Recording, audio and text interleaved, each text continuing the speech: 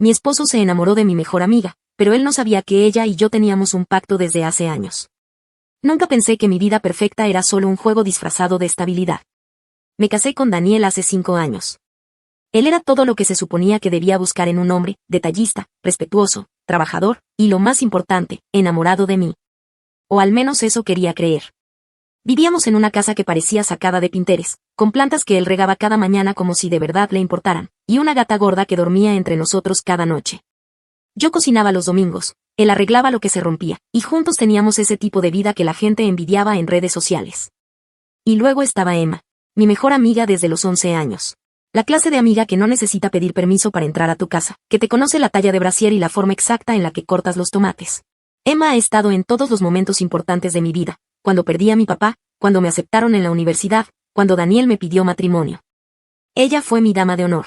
Ella firmó como testigo en mi boda. Y ella fue la primera en notar que Daniel ya no me miraba igual. Pero esto no es una historia de una esposa traicionada que no lo vio venir. No. Yo lo vi todo. Desde el principio. Vi cómo los ojos de Daniel se quedaban en ella medio segundo más de lo normal. Cómo reía diferente cuando ella estaba cerca. Cómo le hablaba con una suavidad que nunca usaba conmigo. Vi cómo Emma, al principio incómoda, empezó a corresponder. Pequeños gestos, leves sonrisas, un silencio cómplice que yo conocía demasiado bien. Porque ella había hecho lo mismo antes. Con otros. Pero esta vez, todo era distinto. Porque lo que ni Daniel ni Emma sabían, que es que yo ya había planeado todo esto hace años. Que cada paso que daban era parte de algo mucho más grande. Una red tejida con precisión, con hilos invisibles que yo misma había ido atando a lo largo de los años. Daniel no fue el primero. Y Emma, aunque pensaba que jugaba sola, olvidó que ella y yo siempre habíamos jugado en el mismo equipo. O eso creía yo. Las primeras veces que noté algo, fingí que no me molestaba. Emma llegó una tarde con una botella de vino en una mano y una pizza en la otra. Daniel estaba en la cocina preparando pasta. ¿Te ayudo?, le dijo ella, como si no supiera que esa era mi frase cada vez que él cocinaba. Él sonrió, aceptó, y durante los siguientes minutos se dedicaron a preparar una cena que no necesitaba ayuda. Yo observaba desde el sillón, cruzando las piernas lentamente, saboreando el momento. A veces es fascinante ver cómo las personas se destruyen solas. No hubo contacto físico indebido. No hubo miradas explícitas. Pero sí hubo algo peor: cómoda intimidad. Ese tipo de cercanía silenciosa que solo aparece cuando ya ha habido pensamientos privados. Cuando la imaginación ya hizo su parte. Daniel, con su risa más ligera de lo habitual. Emma, con su voz más suave. Yo los conocía demasiado bien. Sus tonos, sus gestos, sus microexpresiones. Y justo por eso, su actuación me parecía pobre.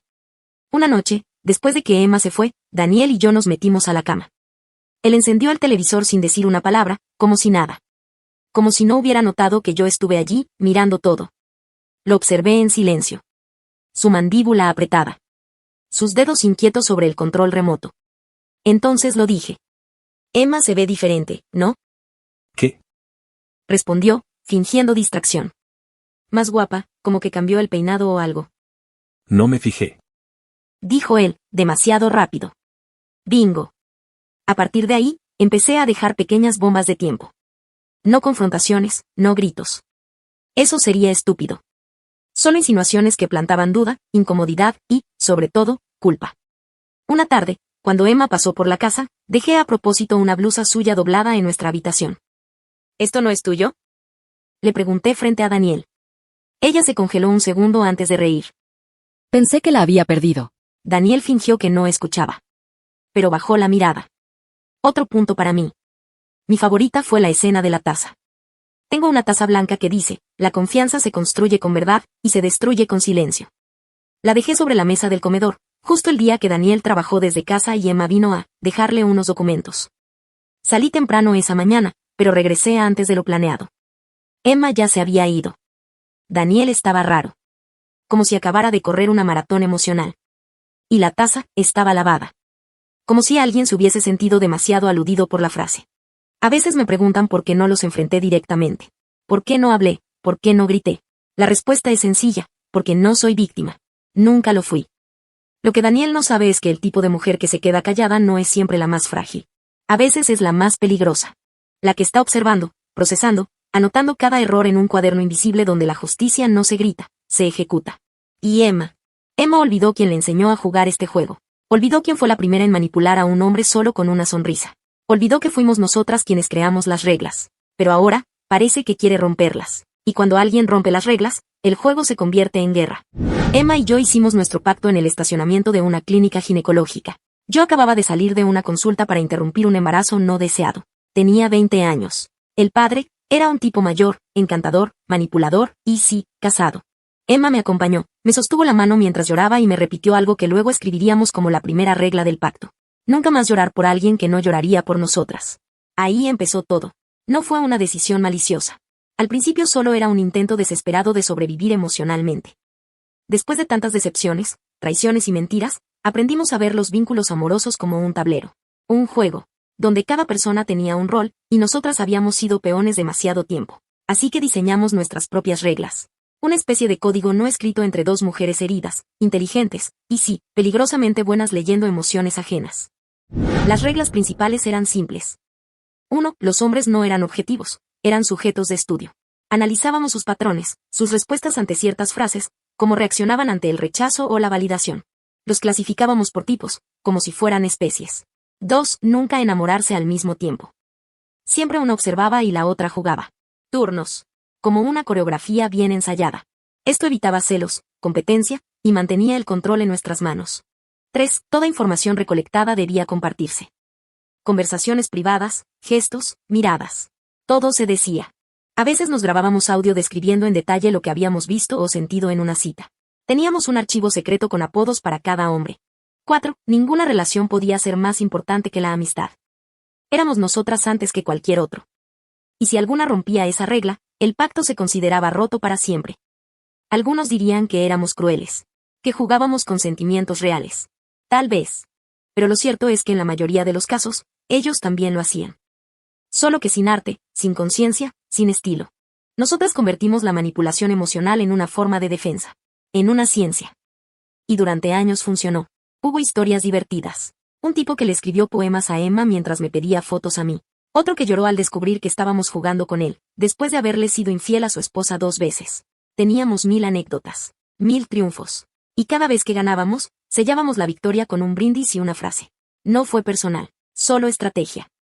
Pero entonces llegó Daniel, y todo cambió. Él no era como los demás. Era más profundo, más auténtico, más difícil de leer. Yo lo conocí primero. Me enamoré primero. Y, contra todas las reglas, me enamoré de verdad. Emma lo supo. Me apoyó, me ayudó a conquistar su atención, a mantenerlo interesado, a construir esa relación perfecta que siempre habíamos fingido. Y cuando me casé con él, creí que todo estaba cerrado. Pero los ojos no mienten. Y los suyos la miraban a ella. ¿Fue Emma quien rompió el pacto? ¿O fui yo al enamorarme de un sujeto que no debía ser más que otro estudio de caso? No lo sé. Lo que sí sé es que, si ella quiere jugar sucio esta vez, yo conozco todas sus tácticas. Después de todo, fuimos cómplices. Fuimos estrategas. Y ahora, somos enemigas con acceso total a los secretos de la otra. Siempre he escrito diarios. Desde los 11 años. Pero el que dejé en la segunda gaveta del estudio no era cualquier diario. No tenía candado. No estaba escondido en una caja con cartas viejas, ni bajo la ropa interior. Estaba ahí, visible. Esperando. Porque si hay algo que sé, es que los hombres curiosos rara vez resisten el impulso de espiar lo que no les pertenece. Especialmente cuando sospechan que algo no está bien. Lo titulé como si fuera una libreta de terapia. Un cuaderno con reflexiones que alguien frágil escribiría después de una crisis emocional. Y lo llené de entradas falsas. Bueno, casi falsas. La mejor mentira es la que se mezcla con verdades. Pequeñas dosis de realidad entre líneas distorsionadas. Justo lo suficiente para que parezca honesto, y lo suficientemente ambiguo como para que duela. Una de las primeras páginas decía: a veces me pregunto si Daniel habría sido mío si no hubiera intervenido. Si Emma no hubiera estado cerca desde el principio, ¿lo elegí o simplemente me adelanté a ella? Eso bastaba para encender el primer fósforo en su cabeza. Más adelante, deslicé un recuerdo distorsionado. No sé qué me molesta más, que él la mire como si ella fuera un misterio, o que ella lo disfrute. Como si supiera que puede robármelo cuando quiera. Como si eso también fuera parte del viejo juego que inventamos juntas. Ahí ya no solo sembraba duda, estaba apuntando hacia la traición de ambos. Pero sin acusarlos. Solo pensamientos. Solo reflexiones internas. Incluso escribí sobre una supuesta vez que besé a otro hombre antes de casarme. No era verdad, pero le di detalles, una fiesta, una canción de fondo, la culpa que no me dejaba dormir. Sabía que al leerlo, Daniel no preguntaría, no confrontaría, sufriría en silencio. Y eso era exactamente lo que quería. Un día, vi la gaveta ligeramente movida. El cuaderno, un poco más adelante. Daniel no lo mencionó. Ni una palabra. Pero desde entonces, sus gestos cambiaron. Menos contacto visual. Más tensión en su mandíbula. Empezó a llegar más tarde a casa. A revisar el celular más de lo normal. Me preguntó 2 veces si yo seguía viendo a Emma tan seguido. Lo hizo con un tono suave, como quien no quiere mostrar que algo le quema por dentro. Yo le respondí con una sonrisa. ¿Por qué? ¿Te molesta que pase tiempo con ella? Él bajó la mirada. Exactamente como lo imaginé. La mente humana se pudre despacio cuando la alimentas con medias verdades. Y Daniel. Daniel estaba cayendo como los otros. Pero había algo distinto. Algo que no sentía con los anteriores. Dolor. No porque él me traicionara, sino porque por primera vez yo también me estaba rompiendo por dentro. Lo amaba. De verdad. Y cada palabra en ese diario falso, era una puñalada que me daba a mí también. Pero no podía detenerme. Tenía que saber. Tenía que confirmar que Emma estaba cruzando la línea. Porque si lo hacía, no habría vuelta atrás. Y lo peor de todo era que, muy dentro de mí, quería que lo hiciera. Porque solo así tendría la excusa perfecta para destruirlos a los dos. Luego de haber leído el diario, él salió en busca de su hermana. Daniel nunca había sido muy cercano a su hermana, Valeria. Se llevaban 4 años. Él era el mayor, el responsable, el que cargaba con la presión de hacer las cosas bien. Ella, en cambio, era más libre. Más directa. Tenía esa forma incómodamente precisa de ver lo que otros no querían admitir. Y fue precisamente por eso que, una noche cualquiera, Daniel se apareció en su departamento con los ojos rojos, el alma torcida y una sola intención: buscar una voz que no estuviera contaminada por la duda. Valeria lo recibió en pijama, sin maquillaje, con una cerveza en la mano. ¿Todo bien? Preguntó sin rodeos, mientras le abría la puerta. Daniel no respondió de inmediato. Se sentó en el sofá, apoyó los codos en las rodillas y suspiró como si el aire le doliera. Creo que mi esposa me odia. Dijo por fin. Valeria lo miró. Parpadeó una vez. Y luego soltó, como si lo supiera desde siempre. ¿Es por Emma? Daniel se congeló. ¿Qué sabes tú de Emma? Más de lo que quisiera. Se acomodó en el sillón frente a él y cruzó los brazos. ¿Sabías que hace años ella y tu esposa me usaron para ponerle una trampa a un tipo? Daniel la miró como si le hablara en otro idioma. Valeria continuó, implacable.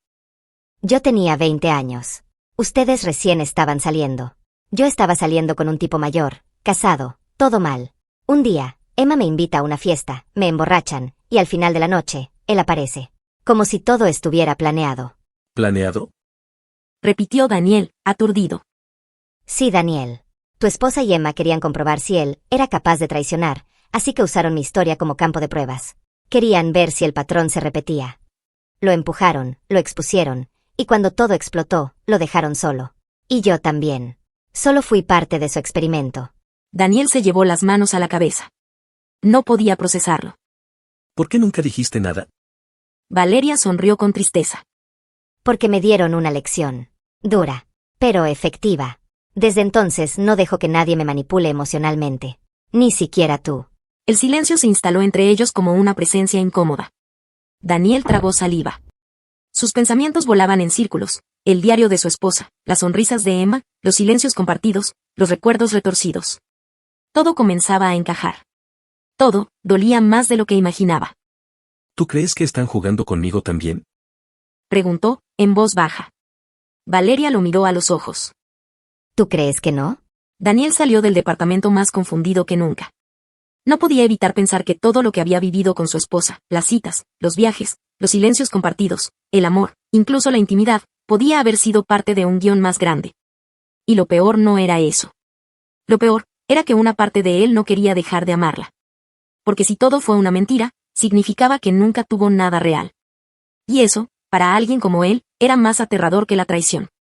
Mientras tanto, en casa, la protagonista revisaba su celular. Vio que Daniel le había enviado un mensaje corto. Estoy con Valeria. Hablamos luego. Ella sonrió. Lo esperó. Sabía exactamente que había ido a buscar. Y también sabía que se había llevado. Porque ese encuentro, también lo había previsto. De pronto mi teléfono vibró con un mensaje de Emma organizando una cena de rutina en nuestro departamento. Para aclarar las cosas. Dijo. Yo acepté. Sabía que era el escenario perfecto. Todos los actores en escena. La tensión en los cubiertos. El silencio antes del incendio. Daniel llegó puntual. Ojeroso. Seco. Valeria, incómoda, jugueteaba con la servilleta. Emma, sonriente, Actuaba como si nada pasara, como si el aire no apestara a verdad podrida. Yo, por supuesto, serví el vino. La conversación comenzó torpe. Daniel apenas comía. Sus ojos viajaban entre nosotras dos como si buscara una grieta, una pista, un indicio. Hasta que lo soltó. ¿Ustedes jugaron conmigo? Preguntó sin levantar la voz. Silencio. ¿Era yo parte de uno de sus experimentos? ¿Como los otros? Emma rió nerviosa. ¿Qué estás diciendo, Dani? ¿Qué clase de locura? No mientas. Interrumpió Daniel, de golpe. Ya sé todo. Ya no sirve fingir. Emma palideció. Yo no dije nada aún. Lo dejé arder. Leí tu diario. Continuó Daniel, dirigiéndose a mí. Vi cómo hablabas de nosotros como si esto fuera un juego de ajedrez. Como si todo lo nuestro fuera un maldito proyecto. Me incliné ligeramente hacia él. Lo miré a los ojos. No fue un juego, Daniel. No al principio, ni al final. Entonces, ¿qué fue? ¿Qué fue todo esto? Tomé aire. Sabía que esa frase sería un disparo.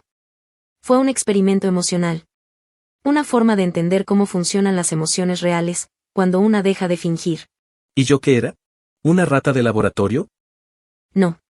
Eras la excepción. ¿La excepción? Sí.